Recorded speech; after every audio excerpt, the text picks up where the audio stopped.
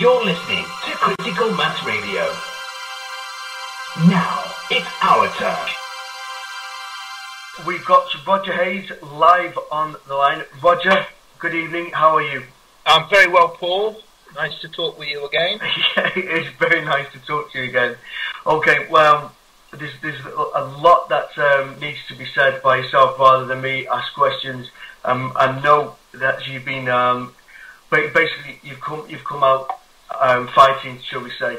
Can we just again? I know you've probably said this 100 times over the last week since you've come back out. Where from the start, from when you were actually arrested, because what people are interested in, where this is going back now, is that the fact that you were just virtually just taken. Yeah, I mean, I found out afterwards that apparently they had effectively a secret court where I wasn't invited to attend. Obviously, there was no one there to represent me because nobody knew about it.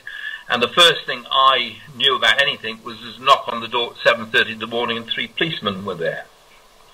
And the policeman asked me whether I was, Mr. Roger Hayes, and I said, looking at them, I didn't want to start any clever nonsense at 7:30 in the morning with 3 constables. I said, well, what's it about? And they said, we have a warrant for the arrest of Mr. Roger Hayes. And I said, right, well, let's start with this fact. No, I'm not Mr. Roger Hayes. That's a legal fiction. Do you know what a legal fiction is? They said, no. I said, well, step inside and we'll have a conversation. Effectively, the explanation of the legal fiction obviously didn't impress them. They were very polite. They were very cooperative in terms of they listened to what I had to say. And I did say that if they decided to take me away, then they would actually be breaking the law themselves, and that I would ask them to make note in their notebooks that my fee for unlawful arrest would be £10,000 plus £1,000 thereafter. And they said, fine, that's okay. They registered it in their notebooks. They didn't handcuff me. As I say, they could see I was being reasonable and cooperative. And in fact, I just went away with one of the constables to the police station. The processing, I refused to consent, wouldn't give them my name, and so on and so forth. And what normally happens with this type of interaction, they're normally a little bit miffed, but then they start to realise that I'm not being difficult or funny. I've just said, look, I'm just protecting my rights, my situation. I'm not being funny with you guys, but the situation is, no, I'm not consenting. I'm not going to give you my name. I'm not going to cooperate. I'm not going to give you my shoes, my belt, or anything else. Anything you do to me will be contrary to my wishes. And away we went from there. I was then taken by a private vehicle to the magistrate's court, kept there for a few hours. When I went into the court, another guy came in and said to me, are you Roger Hayes? And I said, I've never met this guy before. I said, yes, why? He said, because his sister, there's police were all over the magistrate's court, swarms of them, and people were asking what were all the police there for, and she was told, this guy's sister was told that it was because they were bringing Roger Hayes in. So we obviously get quite a bit of attention from them, which is good. It means we have made an impact. It means that they are, clearly a bit concerned about the processes that we're using, and clearly they are very, very aware of the fact that we are pushing back at the system. And their response, of course, is to try and cheat by not actually allowing us representation in the court. The court itself was a complete farce. It was a kangaroo court. I was not allowed. And remember, I'm now arrested because there has been an application for my incarceration in a hearing in which I wasn't there. I had no representation. I had no opportunity to either listen to any evidence and so on and so forth. And now here was a second court hearing, which is obviously my arrest brought before this court. Once again, I haven't seen any charges. I don't know what I'm there for. because I've not seen any paperwork. I'm only there because I've been told I'm under arrest. There is no evidence presented in the court. The counsel witness who verbalized something which I could not hear, and I said to the judge, I can't hear what's being said in this court. And the judge said, "We'll make sure you will be able to hear," and of course didn't bother. And I wasn't allowed to cross-examine. I wasn't allowed to prepare for a hearing. I wasn't allowed any opportunity to defend myself. The hearing took 5 minutes, during which time I had a big debate, in inverted commas, with the judge. My comment to the judge was, we know what this is all about. You know that Mr. Roger Hayes is a legal fiction. I know that Mr. Roger Hayes is a legal fiction. And as soon as I mentioned that, 21 days, and away I went. So we basically got a judicial system now that's very scared of us, because they know that we know what's going on, and they know that their system of control will break down when we actually are able to put our defense across. Because here's the point: we go in there using the rule of law. Their response is the rule of force. So they're on the run. But we got to just keep going at these people until such times as they get the message across that we will not be oppressed by them and their courts of control. We want our courts of law back, and that's the battle zone now. Just to finish the story in terms of what happened, I obviously at the police station, the private van that came to pick me up, I said, "Who are you?" to the gentleman who was about to put handcuffs on me, and he told me he was from so-and-so. So I said, "Are you a private corporation?" He said, "Yes, I am." I said, "Right, I am not consenting to you putting handcuffs on me and taking me anywhere. Do you understand?" And he sort of smirked at me as to say, "What are you talking about?" But suffice to say that I got the message across, which was witnessed by a police constable. So they'll be getting a bill from me in due course. It is. I mean, we are police by consent, aren't we? Yep. And we are governed by consent, and we all know that. It's not just a throwaway line. That's the whole principle, that we are governed and policed by consent. What is a private corporation doing, carting me off anywhere without my consent? And this is it. These things have just slipped into being, almost unnoticed by anybody. And of course, they think it's quite humorous that we challenge their authority. How would they like it if I, as a private corporation, suddenly put them in my van without the consent? They would certainly cross-examine. What are you doing? What's going on here? Eventually, I was taken over to the Liverpool prison. And on arrival in the Liverpool prison, we were all marshalled into a room. And when they eventually called out Hayes, I refused to respond. And I stayed in the room, and somebody came in saying, "Hayes." I said, "My name's Roger," which caused a little bit of a sort of a stir to start with. And they insisted that I follow them, and I said, "No, I'm not going anywhere. My name is Roger. I'm not responding to Roger Hayes or Mr. Roger Hayes or anything of the note. I'm making my point." They eventually called me Roger and got me to the desk, the reception desk, and they said, "Right, sign here." I said, "I'm not signing anything. I'm not consenting for anything. And what you should need to know right now is I'm on a hunger strike starting right now." Initially, they were a bit grumpy with me. And slowly but surely they started to relax a bit, and they also started to call me Roger, which is quite good. The period of time in the prison itself, a couple of the guards came up to me and said they'd seen the videos, so they knew who I was and what it was all about, and they was in support of what we're doing. So we do have backing from within the prison itself. People were respectful of, our stance. The governor himself wasn't there at the time, but his deputy came down to see me, had a conversation. I refused to. An interesting point that people make. I refused to have my fingerprints taken either at the police station I refused to have any DNA taken. I said I'm not consenting and I will resist. The same at the prison. I refused to have my photograph taken, and nobody actually forced me at that point. I was then told later on that that if I didn't hand over my clothes, because apparently my clothes looked too much like a too respectable, and apparently people in the past have managed to sort of talk the way out of the prison cell because they looked too respectable, as it were. But never mind.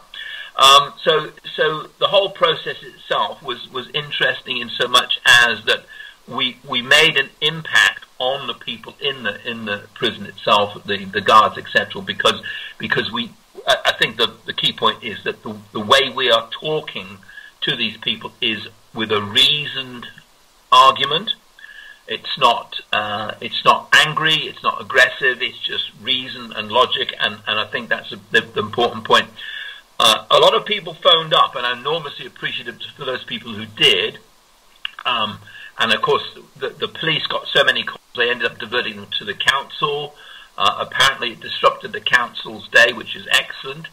And I think this is a very important point, that where we have a great impact on them is if we phone the councils and the like, and it actually makes a message, because everyone is then, who's this guy, that's been arrested, what's this all about? They ask questions. And of course the follow-up is that it hits the paper and they start to put two and two together. What we're going to go through, and I think most of us will appreciate this, is that we're going to go through a period of time where people will take the mickey and think we're a bunch of nutters, but slowly but surely that is starting to change. When they listen to us speak in a reasoned tone, and as I say, our arguments are logical, people will start to take on board what we're saying.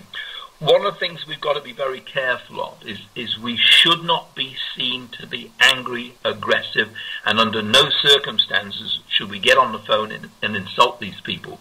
All we should do is inquire as to why they are taking the actions that they're taking. Do they not realize that this is the sort of thing that was happening at Nuremberg, where people were just saying, I'm just obeying orders? When I was in the court prison, the magistrate's prison, I asked the jailer there, which side was he going to be on when the revolution comes? He didn't answer the question, but I can promise you he gave it some thought. But so that was the process in which my incarceration was basically organized. Secret courts, not allowed to defend myself, not allowed to see evidence, not allowed to cross-examine witnesses, a kangaroo court. And what follows here on is simply that I am now preparing a private prosecution against the judge that incarcerated me unlawfully. I'm preparing a private prosecution against every legal advisor in the Birkenhead court, because they are now operating unlawful courts, they are operating administrative courts, and in any case where somebody quite specifically is not consenting, their actions are unlawful. Where we have got to be very careful is that where we are going into administrative hearings or star chambers, as I call them, when we are going into these and we are actually accepting the authority of the court, then we are really consenting. So we've got to be very careful that we make the point we are not consenting to star chamber courts. And I'd be encouraged, I would encourage people to use the terminology star chamber courts, because that does have an historical ramifications, because of course star chamber courts were banned and are unlawful in accordance with our Bill of Rights of 1689. So these are very important points that we're making, and slowly but surely that is generating a lot of, as I say, reaction from the courts themselves, because they are desperate to keep control. And I'll tell you, they're scared of us. There's no question about it. They're very nervous about being discovered, and they're very nervous of what happens when this thing broadens and starts to reach across the rest of the nation, as it were. Okay, totally agree with you there. What I wanted to ask you also, Roger, is with your knowledge of basically the system, how it works, you've been taken away. Are you expecting then at that point you're thinking, okay, this is 21 days, I know what the next step is, I know what they're going to... Are these things going through your mind is what I'm trying to say, or are you at that point, are you still in the dark to some point? Well, I mean, I obviously knew what was going on. I knew what it was all about. I had anticipated that what would have happened, what should have happened, the very least that should have happened, is there should have been a hearing in which they would have taken me or invited me to attend, and which they would have asked me at least to put my view across. But there was none of that. And I think I know why there was none of that, because they can't afford to have me stand in the court and ask them any questions, because to this day, and over a period of 5 years in which I had not paid the council tax, they had never, ever addressed any of the questions which are reasonable questions that I've asked them. They prevaricate, they shout me down, they change the subject, they do everything in their power not to address the issues. And these are basic issues. These are issues about the law. You know, the law of the land. And of course the point is, that's the one thing they can't address because they are breaking the law. And it's a bit like, we have now a number of episodes in which we have asked the judges, are you acting under your oath? And they will not answer the question. And in the one case with this particular judge, Abelson, the interesting thing about the Birkenhead courts is wherever there is a court hearing, and wherever there is a free man entering in the court and challenging the court, they always use the same judge, Abelson. And Judge Abelson doesn't actually like anybody to defend themselves. He's one of these hang-em-high judges who doesn't actually respect the law. He believes in the rule of force. And I believe there's two could play at that game. So, you know, his time will come, but we'll be patient. We'll be reasoned. We won't get angry. And as I say, we'll use a modicum of logic in this approach. We know that the system won't change overnight. We've just got to keep pressing back until these people realize that we're not going to go away. We're not going to give up until such times as we once again are getting justice in our courts and not controlled in our courts. Okay, so, I mean, at the outside, I mean, obviously this was big news. As soon as it went round, I mean, we didn't hear anything until the afternoon, around 2 o'clock, that this had happened. And straight away, everyone's saying this is because of the Lawful Bank, the British Constitution Group. Obviously, you being the head figure there. That's going through your head, I would assume, as well. You know, it's in a funny kind of way, Roger. I hope you don't mind me saying this. It's done a lot of good, I think, for those, you know, for those two systems that we're trying to sort of put forward. Yeah, I mean, it's most definitely raised the profile, and I hope what we can now do is take the cohesions that's come out of this and mould it into the next phase. And on that regard, we are looking at the next initiative, which is called Magna Carta 2015, which is the 800th anniversary of Magna Carta. And what we're now focusing on is on the 15th of June 2015, we will have our own independent and separate system of governance. And that is the date that we have to have the Lawful Bank fully up and running.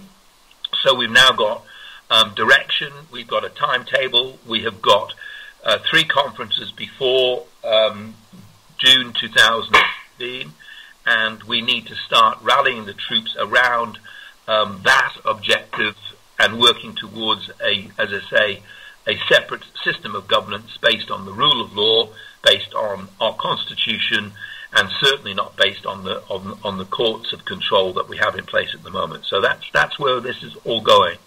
So we will be putting some conferences together. We're trying to organise a committee of 100 meeting over the next several months, probably in October. And what we're trying to do then is we're trying to broaden the reach, divide that into departments, ministered departments, so that we've got different people handling different things. And I've already got some people on board who are going to be dealing with specific parts of self-governance. But of course, the most important part of all of that is our ability to fund our own infrastructures, our own system, and of course that's where the lawful bank comes in. So the lawful bank is one part of the bigger picture, and if anybody out there wants to get involved, obviously they need to communicate directly with myself, and of course you already involved, Paul, because in the Manchester area we're getting together a number of people who are starting to get involved in the management side. So that's all positive stuff, isn't it? Yeah, it's great, and just on this, I mean, you're saying about moving forward. You said to me previously that the time that you put away was actually good for you. I mean, I can't stand being stuck in a lift for more than 30 seconds. So you're saying that it was a good thing for you in a way. Well, it was productive. I mean, my attitude has always been that don't fight it, work with it. I'm incarcerated for 21 days, so I decided I'm going to make best use of the time. The hunger strike was obviously designed specifically to raise the profile further, because I knew people outside would make use of that. I was a bit overweight. My wife's been telling me to lose weight for a long time. So I thought, well, okay, this is a perfect opportunity. So I went 10 days without eating anything. I just drank plenty of water. I can recommend it to anybody. If you switch your mind on to do something, it's not hard. The 10 days was quite comfortable for me. The water was fine, and I spoke to the nurses in the prison and asked them to give me a printout of what happens with regards to hunger strikes after a day, 2 days, 3 days. They did that, so I was very careful to look after my health. I took up a regular exercise regime. I lost over a stone. I'm looking trim and fit thanks to that. On the 10th day, I had my first prison meal, and I immediately wanted to go back on hunger strike. It was that bad. I mean, the trauma of the food made me want to go straight back on hunger strike. But obviously, the logic, the health thing kicked in foremost. But also, in respect for my family, who were probably under a lot more pressure than I was, I decided to put the word out that I was eating again, and so that's the way that ended on the 10th day. Okay, brilliant. With the Hays Corpus, a group of us, quite a few of us went down to Manchester for that hearing. Now, thank you for that support. It was enormously appreciated. Yeah, no problem. It was an eye opener, as you're saying, because it was the first sort of experience to see how dismissive the system is, and this judge, some of the lines he was using, and just to quote, he basically said at one point, well, with all due respect, so what, when he replied to Danny Bamping, and he was just absolutely so dismissive of anything that Danny put forward. I couldn't believe what I was seeing or hearing. Now, a few other people were sort of shocked at my response, because they're saying, this is right, Paul, this is how it is now. Yeah. So, I mean, were you quietly sort of hoping for a good outcome, or did you think, well, really, it's a shot, it might work, but I can't see it? I was 100% convinced I'd be there the full 21 days. Yeah. And I also felt that it would be useful for ongoing leverage, as it were, because I wrote to the governor and said that my fee was £100,000 a day, and that he would be getting the bill, and I was holding him personally responsible for my unlawful incarceration. I said that he had a responsibility, duty of care, to ensure that my arrest and my imprisonment was lawful, and that I was challenging the warrant that he was holding to incarcerate me. He didn't respond, and of course at some point in time he will be getting a private prosecution as well. And what I've done, I phoned up the local paper today and asked them for a right of reply, because of course the council issued a statement saying that I'd been put in prison for non-payment of council tax. I've challenged that. I said I've been put in prison because I'm challenging the criminal activity in the court and council system. So hopefully that will be published on Wednesday, And I'm also having a meeting here on the 21st of August. I'll be putting the word around locally, because what I'm going to start doing now is exposing the corruption in the courts, the private prosecution against all the legal advisors will certainly hit home, because it's the old Nuremberg situation, isn't it? I'm only obeying orders. No, you're breaking the law. They are all responsible for imposing Star Chamber courts and denying us access to justice, and that is a criminal offence. And the only problem, of course, is that it's been going on for so long, a lot of them don't even realise what they're doing. But ignorance of the law is no excuse. Right, and I think what you're saying there with regards to the Magna Carta today in 2015, there's ideas that quite a few guys are coming together. It's something that, with yourself included there, that a lot of people now are looking for tutorage with respect to this. So they are equipped with the knowledge that's necessary, so we can all move forward and arm ourselves. Like you said, so we're not all. It's not an aggressive fight back, but it's a clever, tactical, condition where we all know where we're up to, and I think that's what's missing. Because again, as you know, we've all been dumbed down to such a degree, we wouldn't know left from right if we were put in that situation. Yeah, I think what's going to happen now is what a very important part of the process has been discovering what they were doing to us, discovering how it was unlawful, challenging it in the courts to see whether the courts were not working or were working, whatever the case may be. And what we've discovered, of course, is the courts don't work anymore. The courts are purely and simply there as a means of controlling us. They're not there to administer justice. So now that we've tried it, we've got people all over the country who've been having different sort of attempts, different goes at the courts, and wherever we go, we are just ignored and dismissed. So we know categorically that the courts are now not fit for purpose.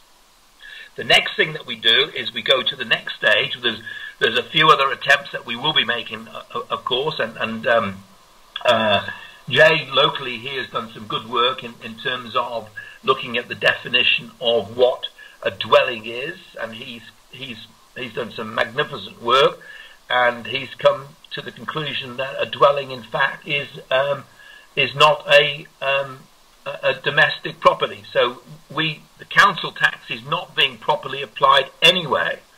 But that's work in progress. He went to court, I believe it was last week, and our good friend Abelson was there as the judge. He wouldn't allow any observers in. He only allowed the police in, and the person who went into the court on their own was railroad. Again, the key feature of all of this is there's no observers. There's no independent observers seeing what's going on. And I've fallen foul of Abelson on a number of occasions, and in each case he throws me out before I'm able to say anything. And of course we know why, because he's scared, isn't he? He's scared that we'll ask him a question he won't answer. Well, I definitely agree with that. With the amount of work that's going on at the moment, that you're saying that they are scared, they're running scared. I would suggest even from what was it now, about a year and a half ago now with Birkenhead. For the difference now to how this has got out and how people are. Roger, I've got a call, chap called Paul, who's one of the hosts here. Is it alright if I take that? He's got a few things he'd like to put forward. Is that okay? Yeah, sure. Thank you. Hello, Paul. Hello, friend. How are you doing? You okay? Have you got a few questions that you'd like to put forward? Yeah, well, not questions as much as ideas, really. I just want to share some ideas with Roger. He's a hard chap to get a hold of, and I can understand why, because he's very busy. Yeah. I was actually... I've been away. Yeah, I know, but you still have to get a hold of anyway. But anyway, I was actually at the Lawful Bank meeting in Manchester in February, and it was my first time of listening to the Lawful Bank. And I remember going away thinking, I really did take it all in and try to make sense of it. But the one thing that I did pick up that I'm going to start with is that we were just months away from getting this thing launched. And tonight I've been so disappointed because you've just kicked it another 3 years down the line. And No, not at all. Not at all. No, no. There has got to be an end to this. Okay, this is a process. So no, I most definitely have not kicked it down. Be clear about one thing: is that the lawful bank is a process that will go on week to week, month to month, until we have got the critical mass of people. It could happen at any time. I'm hoping it will, but. We can't go on indefinitely 5, 10, 15 years. We have got to put a deadline to this. So, I want to be self-governing within 3 years. Not 5 years, not 10 years, within 3 years. We've now got a target, and that is an ambitious target. And between now and then, I'm hoping the lawful bank will materialise. And as I say, I'd rather sooner than later. But we've got work to do. Okay. Now I've spoken to Alan Kelly about the lawful bank, and he's relatively new to the lawful bank, so he couldn't answer all my questions. So it is a pleasure to get to speak to you directly tonight. Now I listened to what you said in Manchester, and I liked the idea. But the one thing that I went home thinking was, I can't pay my bills, my gas, my electricity, and that. So I can't pay my bills with this money, and it was something that I chewed on for quite a long time. And I came up with what I thought might be an alternative, and I'm hoping you'll let me share that with you this evening. Okay. Well, it's not an alternative, it's not unique to me, because you sort of mentioned it as well, and you understand in this system that assets are primarily land and property. And you mentioned about houses being assets that you could raise loans against, is that correct? Yes. Well, that's what I got from Manchester. You basically said that... if people had got fully paid up properties, then they could be banked as well. And I took that idea and ran along with it. And I thought, well, why are we inventing a new system when all we really want is to actually adapt the existing system that is? Now, we know that banks nowadays, if you pay £100,000 for a house, you'll pay for it twice over the term, because the bank's going to make £100,000 as well. Yeah. And the most difficult part of what I've got to put forward is we have to find somebody with a license who can actually create this mortgage, this mortgage ability. I mean, banks are built like the size of churches when they should be the size of post offices, because they don't do anything. Yeah. Okay, I think I know what you're getting. I don't think you've quite understood the lawful bank process, and I know it's quite complicated, but the principle. I'm trying to describe the principle. It's a bit like this: we are creating a new economy, right? And we are going to trade in our economy, but at the moment there's no money, and money is a means of exchange, and we don't have a means of exchange.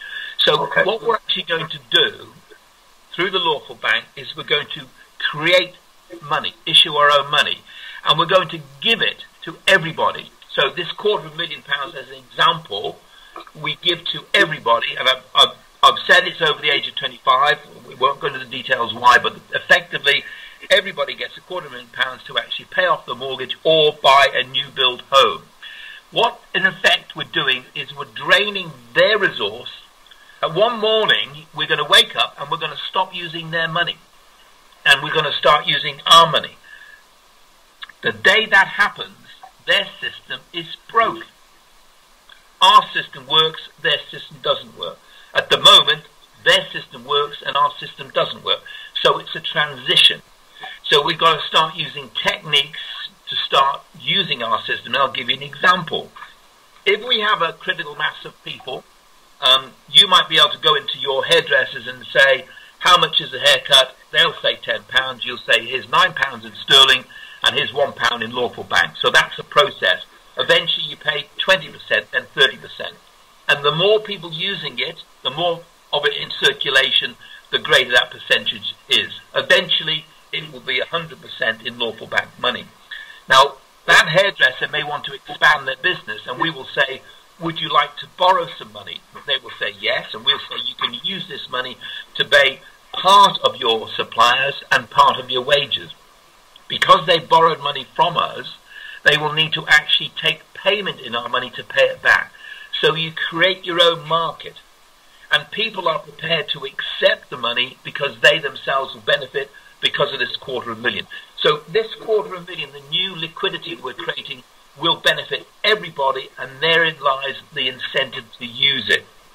Okay, so that explains a little bit more about how the new liquidity starts to kick in. But you can understand that overnight, people are just not going to use it straight away. They need to be encouraged to start using it. Right, okay, that's the first time I've heard the $250,000 quote. I've now got another question, which is, who and how is entitled to $250,000, or is it just any new account holder? How does that work? Okay, the principle is every citizen of the United Kingdom is entitled, from the age of 25 onwards, to £250,000, which is designed specifically to house them. And that means that they initially will be able to buy a new build home, a very important emphasis, new build home, so that what they will do is people will move out of tenanted homes into a new build home, and as the houses become empty, the property prices will start to go down, and that's why we need to build home. And if you have a mortgage, right, then you can use the £250,000 to pay off your existing mortgage. And the way that works is this: supposing you own a home at the moment and you've got a £100,000 mortgage with HSBC, we will create an account, an escrow account with the HSBC, and you will then transfer from your £250,000, you will transfer £100,000 from your bank account with the lawful bank to the HSBC lawful bank account.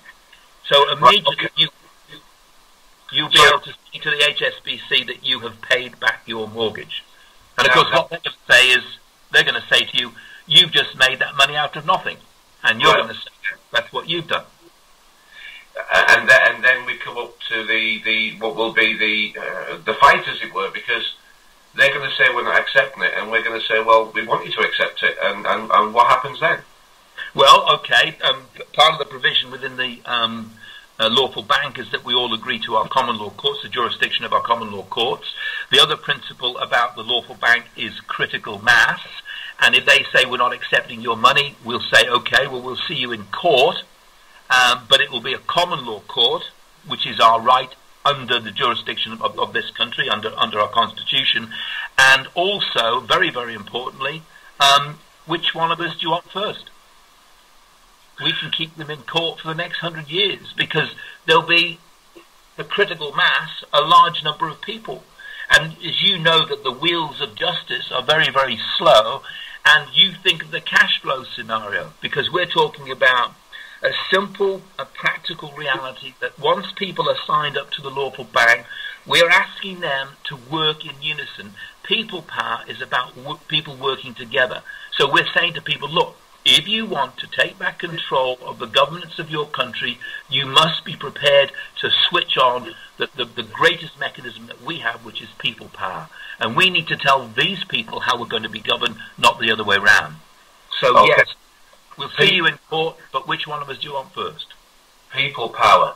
Okay, I'm going to give an example of perhaps what it is that I think I can help or I can add to this conversation. Whether you take it away and use it, it's up to you. But people power is the strength here.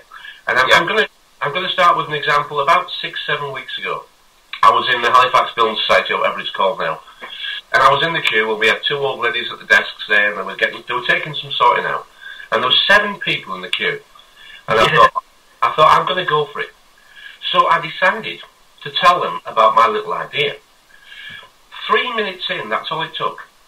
And I said, what do you think so far? And they said, well, we're listening. 4 minutes in, I said, how many people would take up this offer if it existed? 3 out of 7 said we'd do it tomorrow. Yes. Now, my idea is perhaps a little different, and it's not a challenge to you, Roger. Please don't feel it. I'm challenging you. I'm not at all. The banking system as it exists today is what we have to use. And we can talk about creating another one, but there's only ever been one banking license issued over the past 100 years. Right. And it's sure going to be difficult to get another one. We don't need one. We don't need one. I know we don't need to ask, but let me finish with where I'm going here. Let me do this.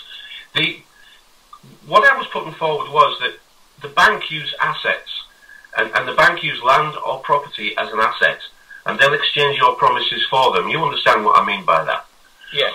Now, if the HSBC, Barclays, NatWest, they could all do this tomorrow, and this is where Mr. and Mrs. Smith would actually wander down the road to the HSBC. Trust my phone's be ringing now. The HSBC, they could wander down, Mr. and Mrs. Smith have got the house paid, and they could say, this is my house deed, and my house is worth £250,000. Can I bank it with you, please? And the HSBC, if they were kind, would say, of course you can. And they would say, what do you want to do with that banking money that you've just given us? And Mr. and Mrs. Smith would say, we'd like to actually generate a mortgage for our grandson Tommy, please. We'd like it to be interest-free, and what are your charges for maintaining this account for us? And the HSBC might say, it's £20 a month. And Mr. and Mrs. Smith would say, that's lovely, let's get the deal done. This is my idea that I'm trying to push into reality to see how many people like it. Well, okay, so what you're basically doing is you're going to the bank, HSBC, for example, and they are going to create money out of nothing, because that's exactly how the mortgage money is created. Yeah. Well, it's got an asset to back it, so it's not from nothing. Yeah. No, I understand that. And your asset is the property that you're actually offering as a security. Well, that's exactly what that's exactly what the lawful bank is doing. The difference between what you're proposing is that the HSBC is the provider, whereas within our system, it's the lawful bank that's the provider. The difference between the two systems is this. The HSBC is not likely to offer you or anybody else an interest-free mortgage, because that's not the business they're in. All I did was give them as an example that they could do it if they wanted to, but they don't choose to. They choose to use interest and make us pay twice for the very same property. Exactly. And you're right. If they were to do the right thing by us, in other words, if the issuance of the money was controlled by our government as it should be for our benefit, none of us would pay an interest. We'd all have our own homes. We'd all be not paying rent and not be paying mortgage. But of course, the system isn't designed like that. The system is designed to control us, and that is why, in essence, we have got to create our own banking system to remove their control. It's only by putting in place our own system that they will actually back off, or at least that's the way we're going to take back control, by using our own systems. Now, I'm going to I'm not going to hang on any much longer. I'm just going to say one more thing and let you reply. The difference between the two systems that we've discussed tonight is that mine just needs a license to do it. And we need, if somebody wanted to put themselves forward and say, right, I'll go for the license, we could all support the necessary people to apply for this license. So mine, it all hinges on this one license. And if we got this license, then we could actually just use today's money and pay all our bills with it. We wouldn't have to change anything. We just have to get this license to create this bank. Whereas your system appears to be so much more complex, of a new money system, of its introduction, of its explanation at every point, of please take one of these, but we can't still pay our electric bills and gas bills with it. It's so fraught with, it might work, it might not. Whereas I think mine is much more simple. Shouldn't we be actually collectively saying, we want this banking license, and whether you're awake or whether you're sleeping doesn't matter in this case, because I proved it in the Halifax. 3 out of 7 people said I would do that if it existed tomorrow. The numbers is what we're after. The strength, the numbers, the support, the what's in it for me, I'm going to support it because it's good. That's why I get a bit excited about it, because it's so simple it could be done.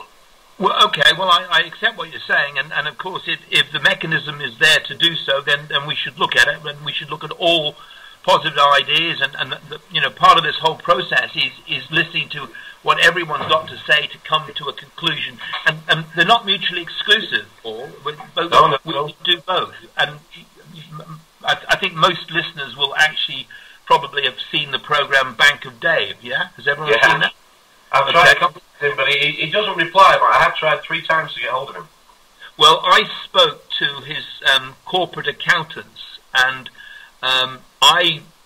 left a message with them saying that there was a big hole in the FSA system itself. I got a phone call back from them, and we had a very interesting conversation.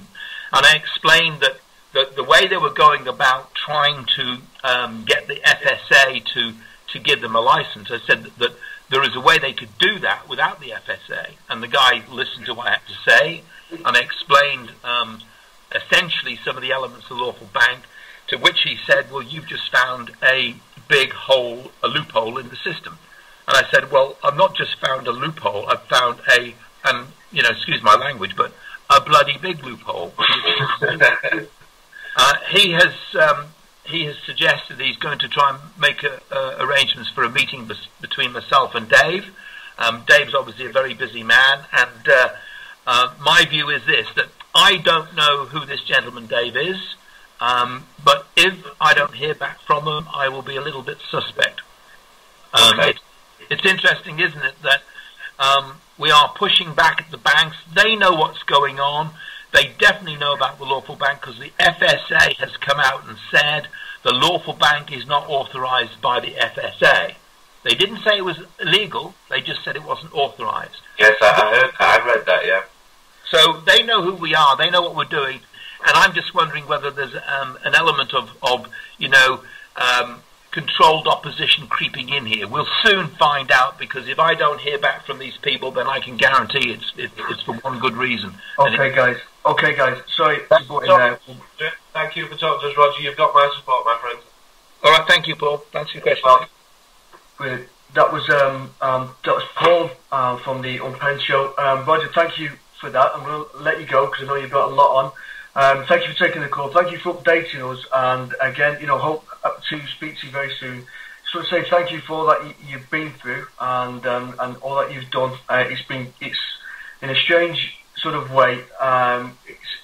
It's uplifting for us in the fact that you come out, you're stronger. A lot of people would have faded into the background. So it's great to have you back with us, and well done. And thanks very much, Roger. Thank you, Paul. Take care. Bye now.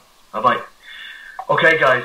As a host, sometimes you need to know when to talk and when to listen, and that was the time to listen. Good conversation there with Paul and Roger, two guys who both know the stuff and with a lot to say. It's great, some interesting comments as well in the chat room. So what we're going to do is play a song and come straight back, and we're going to discuss this further, because we've got the Totnes Hemp Show with Chris Bowlby straight at 11 o'clock. So we've got about half an hour left, guys. Okay. You're listening to Critical Mass Radio. Now it's our turn. For your rights, join the revolution. Take back our power. Join the British Constitution.